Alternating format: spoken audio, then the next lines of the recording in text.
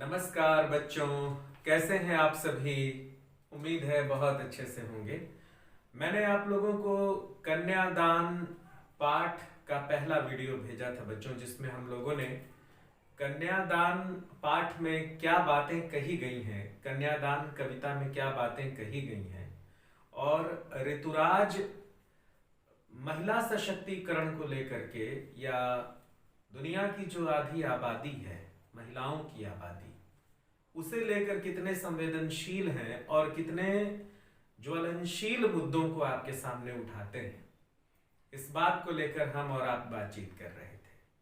पिछली कक्षा में हम लोगों ने ऋतुराज के जीवन परिचय को भी जाना, भले ही संक्षेप में जाना। हमने उनके बारे में जाना कि वे पहले अंग्रेजी के प्रोफेसर थे।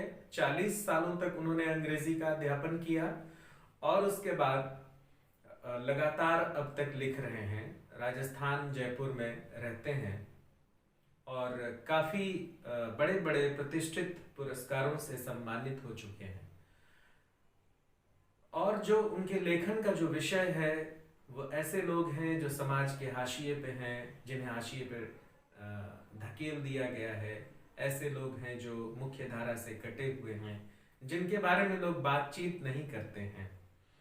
ऐसे लोगों को उन्होंने अपनी कविताओं का विषय बनाया है और बहुत ही प्रखर कवि हुए हैं। आधुनिक कविता के जो बहुत ही प्रतिष्ठित कवि हुए हैं उनमें से ऋतुराज का नाम बहुत महत्वपूर्ण है।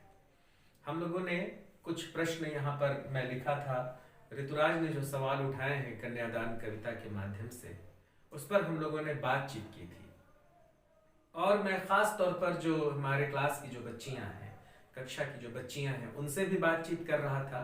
और जो बच्चे बहुत ही, जो लड़के हैं, वो जो गंभीरता से इस कविता के बारे में सुन रहे थे, उनके सामने भी मैं कुछ सवाल उठा रहा था कि कैसे हमें अपनी दुनिया की आधी आबादी के साथ व्यवहार करना होगा, कैसे उनके बारे में जानना समझना होगा और हमारा जो रुख है, हमारा जो विचार है, हमारी जो दृष्टि है, उनके प्रति किस तरह की होनी चाहिए। तो यहीं पर आकर हम लोगों ने पिछली कक्षा को समाप्त किया था कि अब हम अगली कक्षा में कविता पढ़ेंगे और कविता का अर्थ समझने की कोशिश करेंगे, उसकी व्याख्या करेंगे, उसकी जड़ों में जाएंगे कि अपने रूपकों के माध्यम से ऋतुराज क्या कहते हैं, क्या कहना चाहते हैं। क्योंकि कविता में बातें जो हैं वो रूपकों में कही जाती हैं, छोटी छोटी पंक्तियों में कही जाती हैं, ढके छिपे अर्थों में कही जाती हैं। तो क्या कहना चाहते हैं ऋतुराज, क्या कह रहे हैं, इस पर हम लोग बातचीत करेंगे। ठीक है, तो सारे बच्चे जो हैं वो किताब जो है वो खोल लें और कन्यादान कविता अपने सामने खोलें और मैं पढ़ रहा हूँ, उसका वाचन कर रहा हूँ। पहले तो हम कविता को पूरी तरह से पढ़ लें, एक बार खूब आराम से कविता पढ़ें, पढ़कर देखें और उसके बाद एक एक पंक्ति पर हम बातचीत करना शुरू करें। तो आज पूरी कक्षा कन्यादान कविता के नाम रहेगी और हम इसके एक एक पहलू पर बातचीत करेंगे। आप भी पूरी सजगता के साथ जो मैं कहूंगा उसे सुनिएगा। जरूरी नहीं कि आप मुझसे सहमत हों, आप अपना विचार रख सकते हैं, नीचे कमेंट बॉक्स में लिख सकते हैं, मुझे व्हाट्सएप में लिख कर भेज सकते हैं। जो हमारा 10वीं कक्षा का जो एक ग्रुप बना हुआ है उसमें आप अपने विचार रख सकते हैं। स्वागत है आप सभी का। तो मैं पढ़ता हूं। आप कन्यादान कविता के बगल में ये जो चित्र है उसे देखिए। ये चित्र है कि एक माँ है और उसके सामने एक उसकी बेटी है जो दुल्हन के रूप में खड़ी है और माँ उस दुल्हन बच्ची को कुछ सीख दे रही है, कुछ समझा रही है। देखिए, उस चित्र को देखिए और महसूस करिए कि वो क्या समझा रही है। और आमतौर पर जब बच्चियां विदा होती हैं तो माताएं उन्हें क्या सीख देती हैं, क्या समझाती हैं। माताओं के पास अनुभव का एक बहुत बड़ा संसार होता है बच्चों। जो माँ है ना इस दुनिया में, उसके पास अनुभव का इतना बड़ा संसार होता है कि उसके सामने पुरुष कहीं लगते ही नहीं है। उसे दो घरों का अनुभव होता है, एक अपने माता पिता के घर का अनुभव और एक विवाह के बाद वो जहां जाती है बाकी की जिंदगी गुजारने के लिए, उनके साथ गुजारा जाने वाला जीवन और उसका अनुभव। तो अनुभव संसार अगर आप देखिए तो महिलाओं का जो अनुभव संसार है वह बहुत ही बड़ा है दुनियादारी की दृष्टि से, इसलिए उनकी बात सुनी जानी चाहिए। और वो माँ अपने अनुभव के खजाने में से कुछ बातें निकाल कर अपनी बेटी को समझा रही है कि देखो, आज तो तुम दूसरे घर जा रही हो, अब तुम वहीं की हो गई, अब तुम्हें क्या करना है। और सोचिए कितनी सहनशील है वो बच्ची। बहुत जबरदस्त समय होता है जब बेटी विदा होती है। ऐसा लगता है उसे कि मैंने उसके भीतर ये चाह होती है कि मैं नहीं जाऊं, मैं यहीं रहूं, ये मेरे मम्मी पापा का घर है, मैं यहीं पैदा हुई हूं, लेकिन कुछ नहीं कर पाती। उसे हंसते हंसते जाना ही होता है। और जो लोग विदा कर रहे हैं उसे हंसते हंसते विदा करना ही होता है। ये बड़ी अजीब सी बात है, समझ में नहीं आता। चलिए मैं कविता पढ़ता हूं, आप सभी मिलाएं। कन्यादान। कितना प्रामाणिक था उसका दुख, कितना प्रामाणिक था उसका दुख, लड़की को दान में देते वक्त। कितना प्रामाणिक था उसका दुख, लड़की को दान में देते वक्त, जैसे वही उसकी अंतिम पूंजी हो।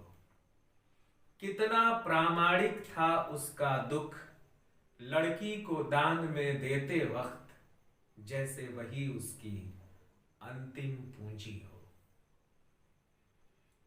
लड़की अभी सयानी नहीं थी, लड़की अभी सयानी नहीं थी, अभी इतनी भोली और सरल थी। लड़की अभी सयानी नहीं थी, अभी इतनी भोली और सरल थी कि उसे सुख का आभास तो होता था, कि उसे सुख का आभास तो होता था, लेकिन दुख बांचना नहीं आता था। लेकिन दुख बांचना नहीं आता था। पाठिका थी वह धुंधले प्रकाश की, पाठिका थी वह धुंधले प्रकाश की, कुछ तुकों और कुछ लयबद्ध पंक्तियों की। पाठिका थी वह धुंधले प्रकाश की, कुछ लयबद्ध, कुछ तुकों और कुछ लयबद्ध पंक्तियों की। लड़की अभी सयानी नहीं थी, अभी इतनी भोली और सरल थी कि उसे सुख का आभास तो होता था, लेकिन दुख बांचना नहीं आता था।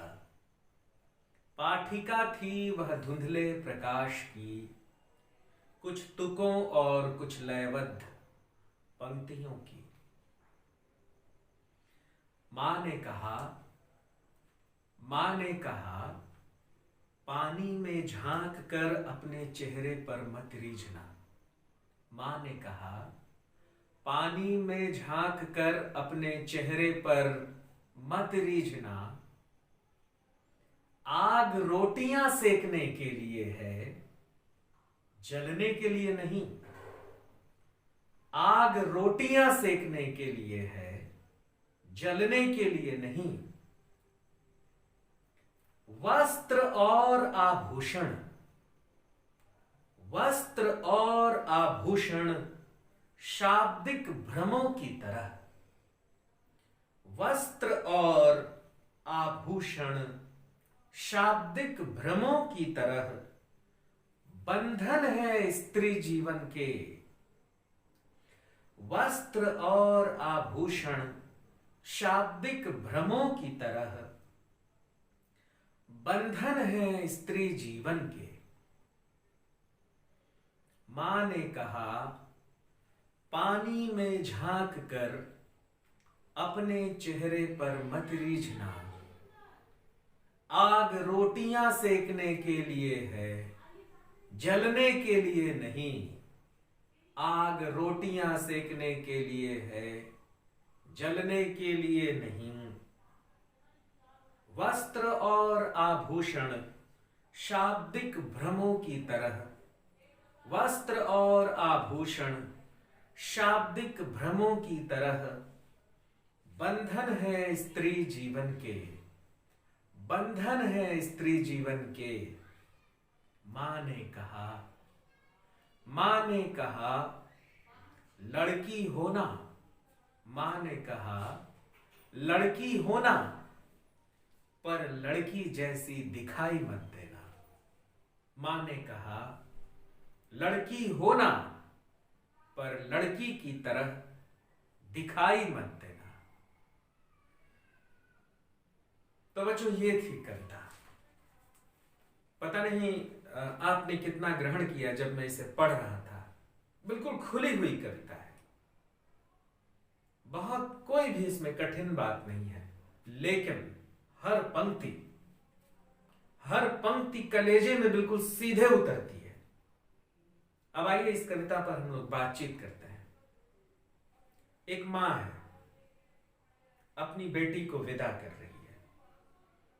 दोनों मां और बेटी गले मिलकर रो रहे हैं।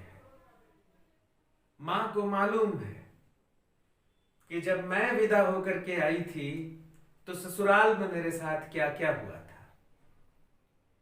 उसके पास वह अनुभव है कि कितने लंबे समय तक ससुराल में मुझे क्या क्या सहना और झेलना पड़ा था। मां के पास वह भय है। मां जानती है कि मेरी बेटी आज जो जा रही है, कल से उन्हें जीवन के किन सच्चाइयों का सामना करना पड़ेगा। इसलिए पल दो पल के लिए मां उसे अपने गले से लगाकर कुछ सीख दे रही है। क्या सीख दे रही है? पहली पंक्ति देखिए, कितना प्रामाणिक था उसका दुख। किसका दुख? पहली पंक्ति से देखिए, मैं एक एक पंक्ति की व्याख्या कर रहा हूं। कितना प्रामाणिक था उसका दुख। कवि कहते हैं कि वो मां जो रो रही है, वो मां की बात कर रहे हैं अभी। कितना प्रामाणिक था उसका दुख, कि वो जो मां रो रही है उसका जो दुख है वो अत्यंत प्रामाणिक है, प्रूव्ड है। It is proved. उसको किसी भी तरह उसके दुख को यह बताने के लिए कि हां वाकई वह दुखी है, किसी प्रमाण की जरूरत नहीं है। मां का जो दुख है उसे यह बताने के लिए कि मैं दुखी हूं, किसी भी तरह के प्रमाण देने की जरूरत नहीं है, क्योंकि वास्तव में वह दुखी है। उसका दुख प्रामाणिक है, प्रूव्ड है। कितना प्रामाणिक था उसका दुख। लड़की को दान में देते वक्त, जब वह अपनी लड़की का दान कर रही थी, जब वह अपनी बेटी का दान कर रही थी, कन्यादान कर रही थी, तो उसका दुख सातवें आसमान पर था, चरम पर था उसका दुख। बेहद दुखी थी अंदर से वो। ऐसा थोड़ी है कि शादी हो रही है, बहुत खुश हो गए हैं। उसका दुख जो था वो प्रामाणिक था, सिद्ध था। उसे सिद्ध करने की जरूरत नहीं है, स्वयं सिद्ध था उसका दुख कि हां ये मां दुखी है। कितना प्रामाणिक था उसका दुख अपनी बेटी को दान में देते वक्त, कि जब वो अपनी बेटी का दान कर रही थी, वह शायद इस दुनिया में सबसे ज्यादा दुखी थी। अपनी बेटी को, अपनी लड़की को दान में देते वक्त जैसे कि वही उसकी अंतिम पूंजी हो, जैसे कि वो लुट गई, अपनी बेटी को दान में देते हुए लुट गई। इस तरह लुट गई कि उसकी अंतिम पूंजी उसकी बेटी ही है। ना उसे दुनिया में धन की जरूरत है, न दौलत की जरूरत है, न किसी तीसरे चीज की जरूरत है। उसका धन, उसकी दौलत, उसका सब कुछ उसकी बेटी ही थी। और जब वह बेटी का दान करती है तो लूट जाती है, अपने आप को लूटा पीटा हारा हुआ महसूस करती है। बिल्कुल इस तरह जैसे कि वह उसकी अंतिम पूंजी हो।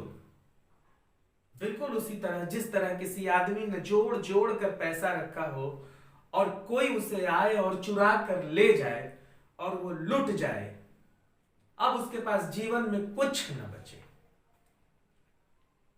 इस तरह से दुखी थी मां। और यही दुख प्रामाणिक दुख था। कहीं सिद्ध करने की जरूरत नहीं थी उसे कि हां मैं दुखी हूं।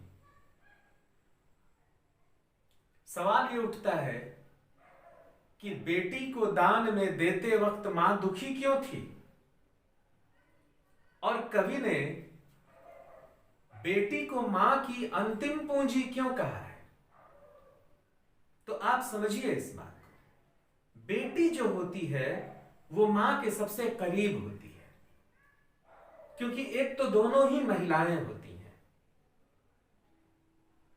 दोनों ही महिलाएं होती हैं, और एक महिला दूसरी महिला की जो मानसिक बुनावट होती है उसे बहुत अच्छे से समझती है।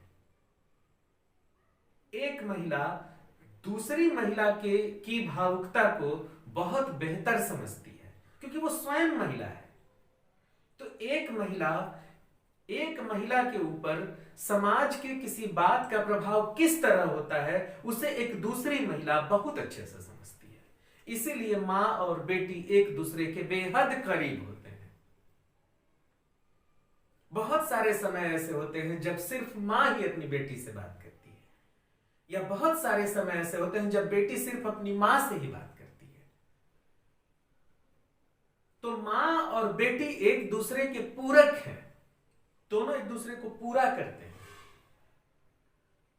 मां के लिए वह बेटी अपनी पूंजी के समान है, एक ऐसी पूंजी जैसी पूंजी कोई दूसरी हो ही नहीं सकती। ठीक है, बेटा है, लेकिन बेटा बेटी नहीं है। बेटा बेटा है, उसके अपने काम है, लेकिन बेटी बेटी है। बेटी को दान में दे दी तो उसके पास अब दूसरी बेटी नहीं है, क्योंकि दूसरी बेटी भी होगी तो वो उसे भी दान में दे देगी कि लो मैंने तुम्हारा दान किया, क्योंकि उसका भी किसी ने दान कर दिया था, वह भी दान होकर के आई है। तो ये जो दान देने और दान होने का दुख है वह आज अपने चरम पे है, और उसे सिद्ध करने की जरूरत नहीं है। समझ रहे हैं? तो मां उसी दुख को महसूस कर रही है जो उसकी बेटी महसूस कर रही है, और मां जान रही है कि आज मेरी बेटी क्या महसूस कर रही है। पिता नहीं जान रहे हैं, क्योंकि पिता कभी दान नहीं हुए, पिता अपना घर नहीं छोड़े, पिता को वो टीस नहीं मिली अपना घर, अपनी मां और अपने बाप से बिछड़ने का। इसलिए मां जानती है, इसलिए मां का दुख प्रामाणिक है, किसी प्रमाण की जरूरत नहीं है। और मां जब अपनी बेटी का दान करती है, समझ रहे हैं आप, तो लुटी पिटी हारी हुई अपने आप को महसूस करती है कि आज मैं लुट गई, पिट गई, हार गई, क्योंकि आज मैं अपनी बेटी का दान कर रही हूं।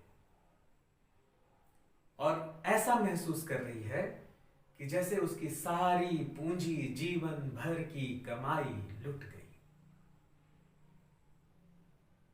समझ गए आप? चलिए अब आगे बढ़ते हैं। अब आते हैं लड़की पर कि लड़की कैसी है, जिसको वो विदा कर रही है, जिसके बारे में वो चिंतित है, जिसके बारे में बहुत परेशान है। वह लड़की कैसी है? लड़की अभी सयानी नहीं है। सयानी मतलब बुद्धिमान है, छोटी बच्ची है, बहुत बुद्धिमान नहीं है। ठीक है, पढ़ लिख रही है, 14-15 साल की हो गई है, 16-17 साल की हो गई है, लेकिन अभी भी दुनियादारी की समझ उसे नहीं है। सयानी मतलब होशियार, वो होशियार नहीं है, दुनियादारी की समझ उसे नहीं है, निहायत ही भोली भाली घरेलू लड़की है। छोटे छोटे बात में खुश हो जाने वाली लड़की है। तो कैसी लड़की है? लड़की अभी सयानी नहीं थी, अभी इतनी भोली और सरल थी, अभी वो इतनी भोली और सरल थी कि उसे सुख का आभास तो होता था, लेकिन दुख बांचना नहीं आता था। गजब बात है। इतनी भोली थी बच्चों कि सुख उसके चेहरे से तुरंत पता चल जाता था, सुख के बारे में बताना आता था उसे, लेकिन अगर हृदय में दुख हो जाए तो उसे बता नहीं पाती थी। देखिए, कह रहे हैं कि लड़की अभी सयानी नहीं थी, अभी इतनी भोली और सरल थी कि उसे सुख का आभास तो होता था, लेकिन दुख बांचना नहीं आता था। जैसे छोटी छोटी बात पे खुश हो जाए। घर में अगर कोई चॉकलेट ला दिया तो देखो ना उसकी खुशी कितनी, मेरे पापा चॉकलेट लाए हैं। मम्मी कभी प्यार से बात, मम्मी मेरे से आज बहुत अच्छा बात की है, इतनी खुश हो जाती। छोटी छोटी बात पर खुश हो जाने वाली बच्ची थी वो। मिठाई खा के खुश हो जाने वाली बच्ची थी वो। इतनी भोली, नादान, सरल, दुनियादारी जानती ही नहीं थी कि दुनिया कितनी कपट से भरी हुई है। तो उसे सुख का आभास तो होता था, मतलब सुख का आभास तो होता था, मतलब कि छोटी छोटी चीजों में से वह खुश हो जाती थी, लेकिन दुख बांचना नहीं आता था। लेकिन अगर वो दुखी हो जाती थी तो बता भी नहीं पाती थी कि मैं किस बात से दुखी हूं। भीतर ही भीतर घुटने लगती थी, रोने लगती थी, छुप छुप के रोने लगती थी। देखिए, 10वीं 11वीं की जो बच्चियां होती हैं वो अपने दुख को छुपाती हैं कि किसी को पता मत लगे कि मैं दुखी हूं। आंसुओं को दबाती हैं, झूठा मुस्कुराती हैं, है ना। बहुत सारे दुख होते हैं जीवन के। तो ये वही बच्ची है कि छोटी छोटी खुशियों में चहक पड़ती है, खुश हो जाती है, लेकिन जैसे ही दुख का समय आता है, चाहे वो कैसा भी दुख हो, पिता की परेशानी हो, माँ की परेशानी हो, पारिवारिक परेशानी हो, भाई की परेशानी हो, अपनी बहन की परेशानी हो, पढ़ाई लिखाई की परेशानी हो, उसका व्यक्तिगत कोई परेशानी का मामला हो, किसी भी प्रकार का दुख हो, उसमें वो घुटने लगती थी, बता नहीं पाती थी कि मैं क्यों दुखी हूं। मतलब कि वो एक ऐसी बच्ची है जो अपने दुखों को उजागर नहीं करती है, लेकिन जैसे ही कोई खुश होने का मामला आता है चहकना शुरू कर देती है। वो एक ऐसी बच्ची है। आप सोचिए कि जो ऐसी बच्ची है वो अगर विदा हो रही है और अचानक एक नए परिवेश में जा रही है, अचानक एक नए घर में जा रही है, अचानक एक नए व्यक्ति के साथ उसका विवाह हो रहा है जिसे वह जानती तक नहीं है, तो सोचिए तो क्या मामला है। एक अंधेरी गली है जिसमें उस अंधेरी गली में भी उसके आंख पे पट्टी बांध के उसे छोड़ दिया गया।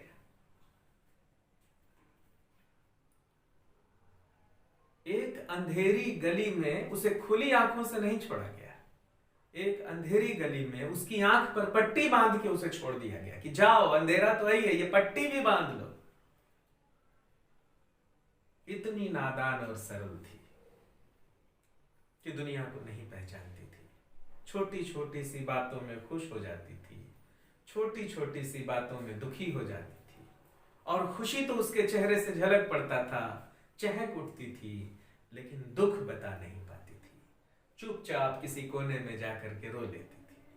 ऐसी बच्ची थी, ऐसी भोली और सरल बच्ची थी जिसका दान उसकी मां कर रही थी। अब सोचो कि जो मां अपनी बेटी को पहचान रही है कि ये इतनी भोली और सरल है, अरे कैसे करेगी रे ससुराल में जाकर के, कैसे बीतेगा इसका दिन ससुराल में जाकर के। ये दुख है मां का, इतना प्रामाणिक है उसका दुख। अब आगे देखो, लड़की अभी सयानी नहीं थी, अभी इतनी भोली और सरल थी कि उसे सुख का आभास तो होता था, लेकिन दुख बांचना नहीं आता था। पाठिका थी वह धुंधले प्रकाश की, पाठिका थी वह धुंधले प्रकाश की, कुछ तुकों और कुछ लयबद्ध पंक्तियों की। बहुत जबरदस्त पंक्ति है बच्चों, इसे तो मुझे लिखना पड़ेगा।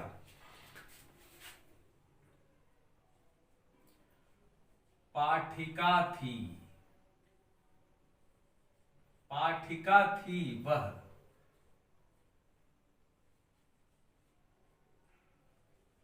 धुंधले प्रकाश की, पाठिका थी वह धुंधले प्रकाश की, कुछ तुकों और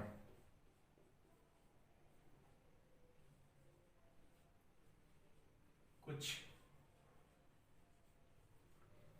लयबद्ध पंक्तियों की।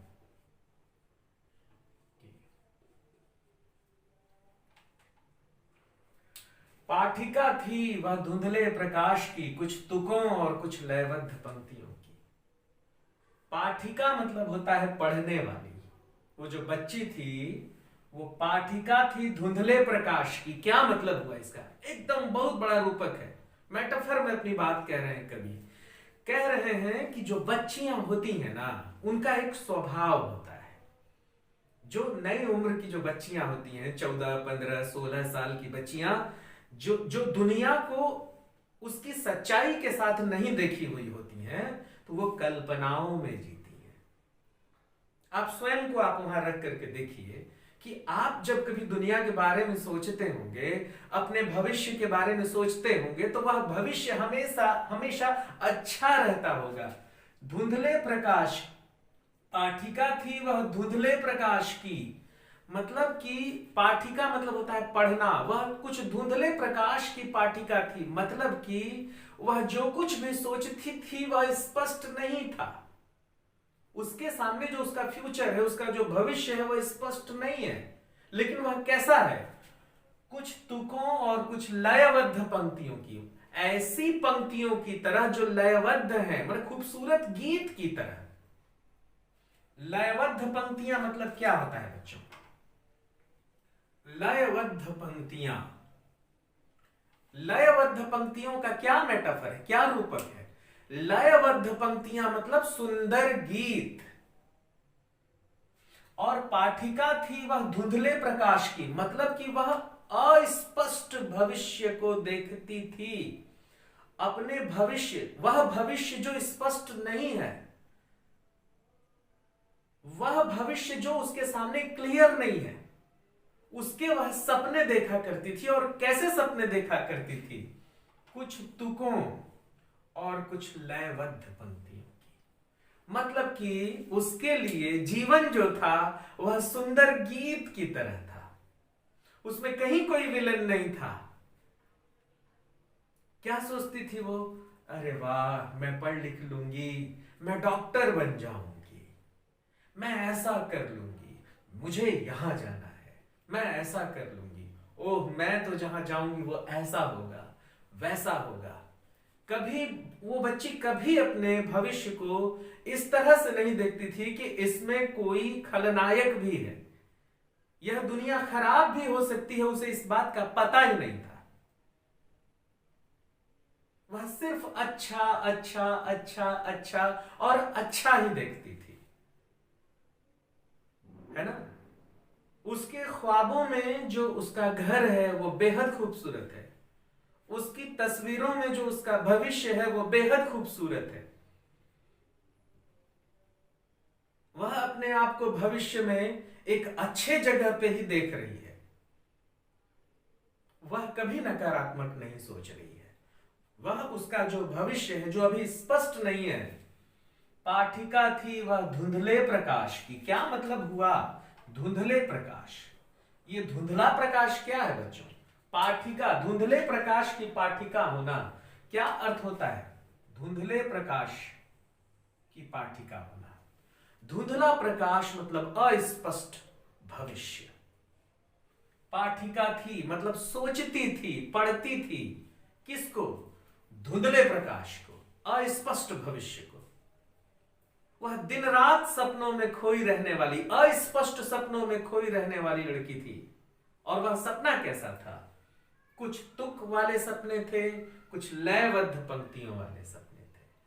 तुक वाले कुछ तुकों और लयबद्ध पंक्तियों की। इसका अर्थ यह हुआ कि ये जो सपना है, जो अस्पष्ट है, वह नकारात्मक स्वप्न नहीं है, वह सकारात्मक स्वप्न है, जहां पर सब कुछ अच्छा है।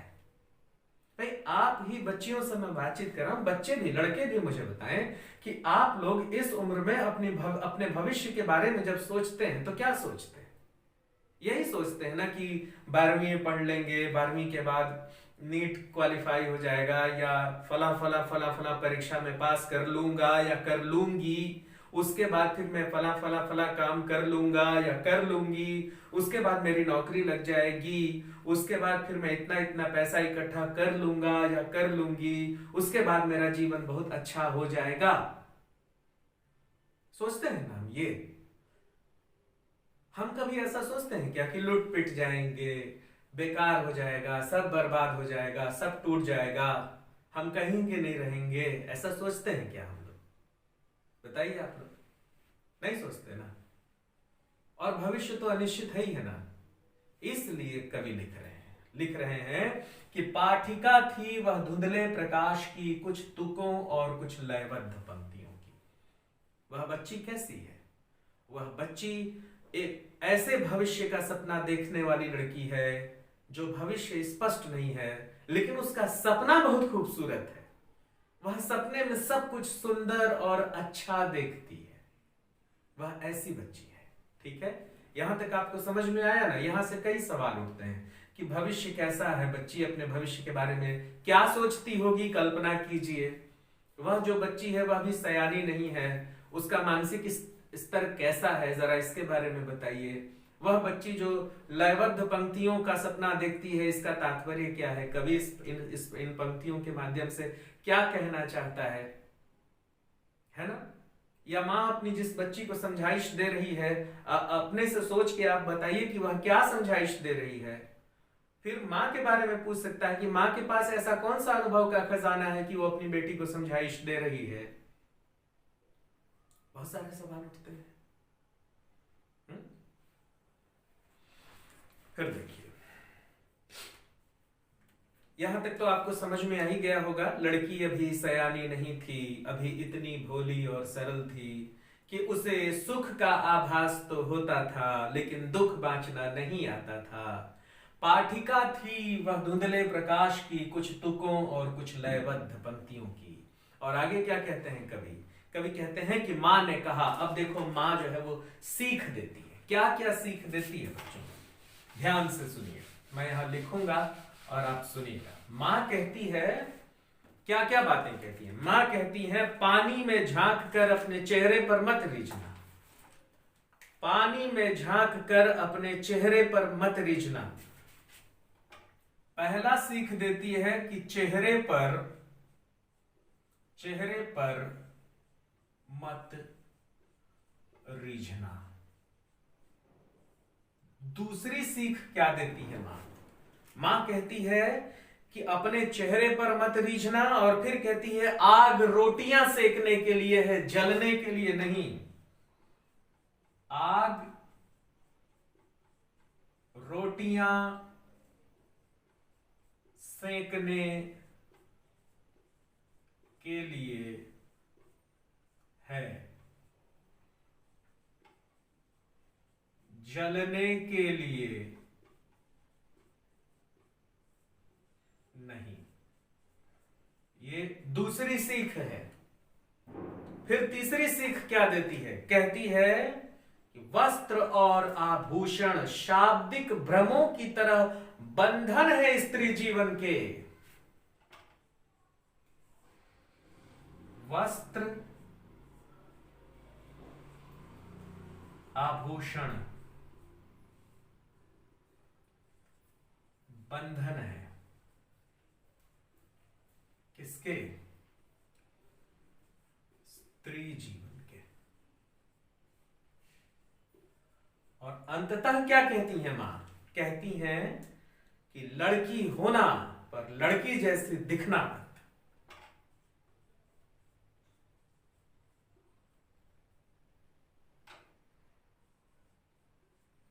लड़की होना पर लड़की जैसी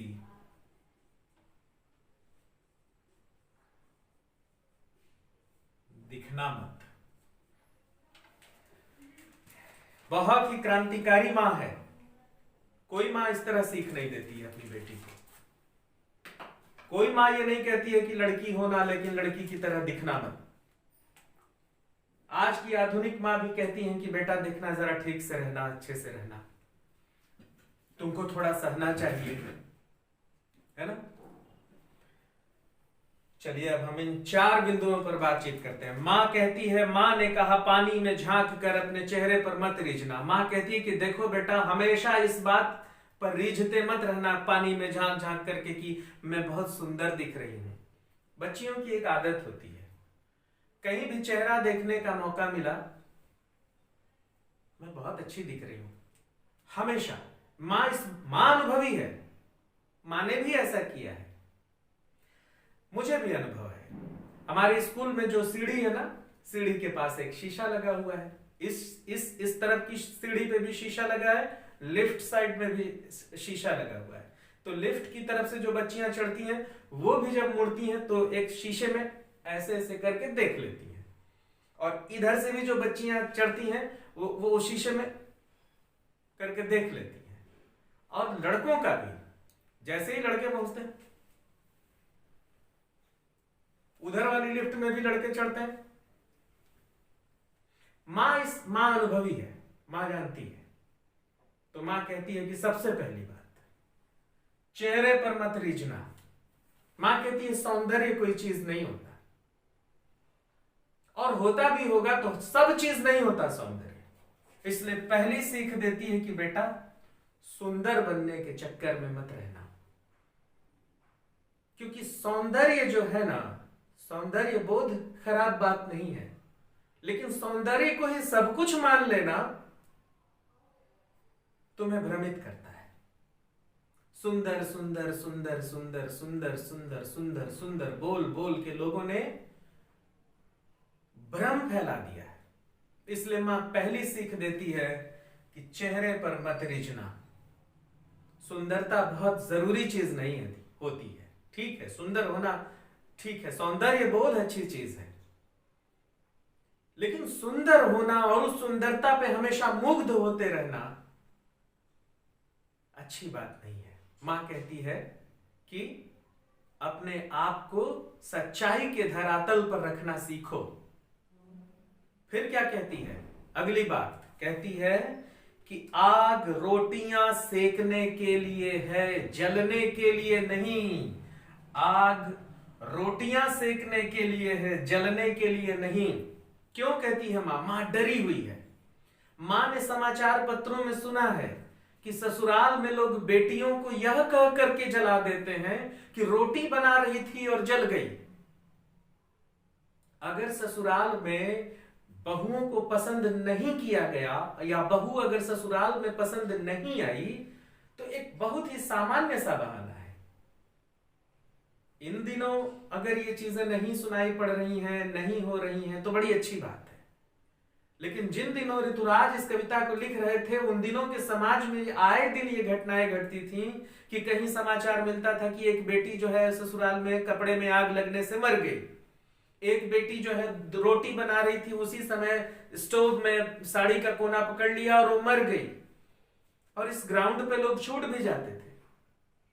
मां को इस बात का भय है कि कहीं बेटी के भी आंचल में आग न लग जाए, कहीं मेरी बेटी भी रोटी बनाते हुए आग की भेंट न चढ़ जाए।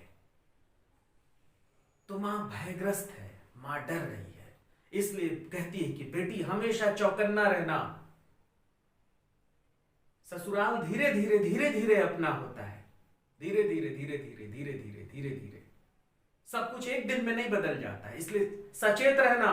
मां कहती है कि आग रोटियां सेकने के लिए है, जलने के लिए नहीं। हमेशा इस बात को लेकर चौकन्ना रहना कि तुम्हारे साथ कोई अनहोनी ना होने पाए। तुम्हारे साथ कुछ भी होगा तो हमें बताना, मां कहती है।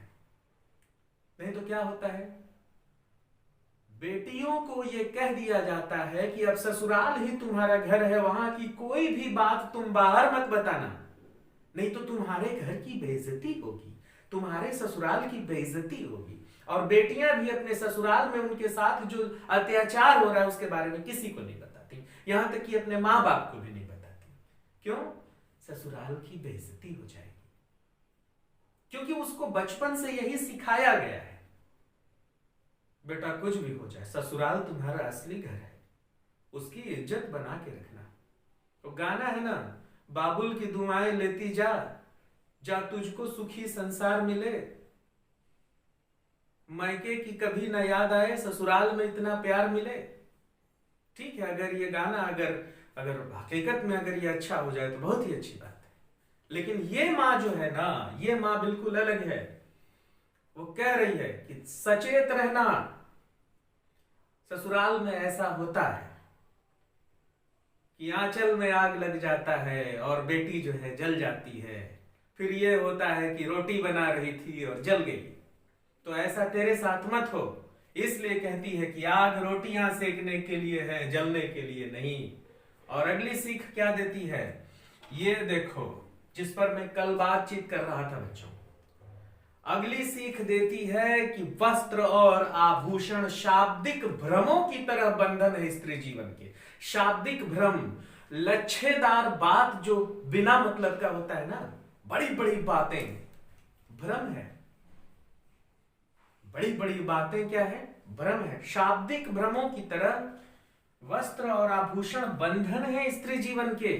मैं कल आपसे जो कह रहा था ना कि वह स्त्री जो आज से 4000 पहले समाज की मुखिया हुआ करती थी, वह स्त्री जो राजा हुआ करती थी, वह स्त्री जो समाज को लीड करती थी, आज से 4000 पहले सिविलाइजेशन ऑफ इंडस वैली पलट के देख लीजिए, मातृ प्रधान सत्ता थी। वो स्त्री कहां गई?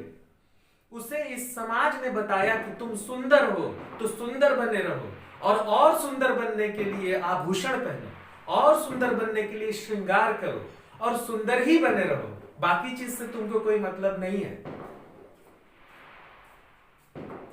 और मां इसे समझ गई है। मां कहती है कि नहीं, ठीक है, सौंदर्य बहुत अच्छी चीज है, लेकिन सब कुछ सुंदरता ही नहीं है। गहने जो है वो कहीं ना कहीं बंधन के काम करते हैं बेटा। वस्त्र और आभूषण बंधन है स्त्री जीवन के। तो क्या सिर्फ वस्त्र और आभूषण की ही बात कर रही है? सिर्फ वस्त्र और आभूषण नहीं, मैंने कहा ना ये रूपक है, आप इसका बड़ा कयास लगाइए, बड़ा अर्थ लगाइए। वस्त्र और आभूषण स्त्री जीवन के बंधन है, मतलब सौंदर्य और सुंदर बनने की सारी चीजें महिलाओं को भ्रमित करती है। ठीक है, बड़े बड़े साजिश पूर्वक पुरुष समाज ने महिलाओं को सौंदर्य की ओर ढकेल दिया, और सौंदर्य में कोमलता का एहसास है, और कोमलता में कमजोरी का एहसास छिपा हुआ है बच्चों। सॉफ्टनेस क्या है? क्यों महिलाएं कोमल हैं? महिलाएं कोमल नहीं हैं। क्यों कोमल बनती हैं महिलाएं? और समाज ने इतनी चालाकी से ये एहसास महिलाओं के भीतर भर दिया है कि महिलाएं भी कहती हैं कि यही सही है। मजे की बात तो यह है कि महिलाएं कहती हैं कि यही सही है। जैसे कि अगर कोई स्त्री गहना न पहने तो दूसरी महिलाएं टोक देती हैं, तेरे गले में माला नहीं है, छी तेरा कान कहां, बाली कहां गया। तो महिलाओं ने इसे स्वीकार कर लिया है, उस षड्यंत्र को अपने ऊपर सफल हो जाने दिया है। और यह षड्यंत्र किसका था? यह पुरुषवादी समाज का षड्यंत्र था कि महिलाओं को इस रास्ते पर ढकेलो। सौंदर्य, सुंदरता, कोमलता, वस्त्र, आभूषण, गहने, है ना, सुंदर बनना, जितने कमजोरी के रास्ते हैं सब महिलाओं के लिए तय कर दो। तो मां यहां पर सीख देती है कि वस्त्र और आभूषण बंधन है स्त्री जीवन के। अगर तुम्हें कोई ठगना चाहे ना तो ठगाना मत। लो मैंने तुम्हारे लिए, वो नहीं कहा था मैं कि मुझे 9 लखा मंगा दे रे, नौलखा मत मांगना, ठगाना मत। और अंतिम में क्या कहती है सबसे बड़ी सीख, बेटी लड़की होना बहुत अच्छी बात है। मां कहती है लड़की होने में कोई परेशानी नहीं है, लड़की होना। लेकिन समाज ने लड़कियों के लिए जो मानदंड तय किए हैं, जिसे हम लड़कीपन कहते हैं, वो अपने भीतर जन्म लेने मत देना। लड़की होना पर लड़की जैसी दिखना मत। मां कह रही है, ये मां बहुत ही गजब की मां है, कह रही है लड़की होना, लड़की होने में कोई बुराई नहीं है, बहुत अच्छाई है। दुनिया का सबसे अच्छा चीज है घर में लड़की का आना। लेकिन लड़कीपन में जो कमजोरी का एहसास छिपा है, वो तुम अपने ऊपर प्रभावी होने मत देना। लड़की होना पर लड़की जैसी दिखना मत। लड़की जैसी दिखना मत का मतलब क्या है बच्चों? ऐसा नहीं कि चोटी को कटा के लड़का बन जाओ और नकली मूंछ लगा लो और लड़की जैसा मत दिखो, लड़कों जैसा दिखो, ऐसा नहीं। लड़की जैसा दिखना मत का अर्थ यह है कि लड़कियों के लिए जो कमजोरी का मानदंड सौंदर्य के रूप में तय किया गया है, उसको अपने ऊपर प्रभावी होने मत देना। लड़की होना, कमजोर मत होना, ठीक है? आधुनिक दृष्टि से इन सभी चीजों को बदला जा सकता है।